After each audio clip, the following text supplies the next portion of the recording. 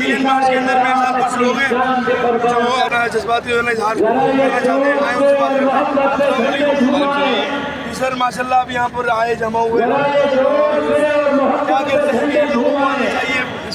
फारकेर के काम में। जाहिर सी बात है क्योंकि हम लोगों ने काम को पढ़ा है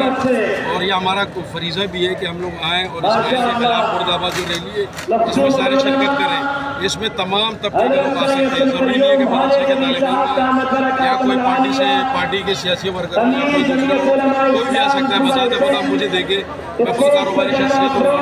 मेरी दुकान है इकरार उसके नाम से मोटरसाइकिल की दुकान है मेरी। ये सारे मेरी काबीना ये मकैनिक के सारे मेरे साथ हैं, इनका कोई पार्टी से कोई लेना देना नहीं है, ना कोई मदरसे के तालिब सारे लोग जो है यहाँ आ सकते हैं और इसराइल के खिलाफ अपना जो है रिकॉर्ड एहतजाज जो है वो रिकॉर्ड करें। तो इनकी मेरी ये गुजारिश है कि सारे लोग जो भी है जो जिसने भी कलमा पढ़ा ला इलाहा इल्लल्लाह मुहम्मदुर रसूलुल्लाह वो अपना जो है ना हक अदा करें।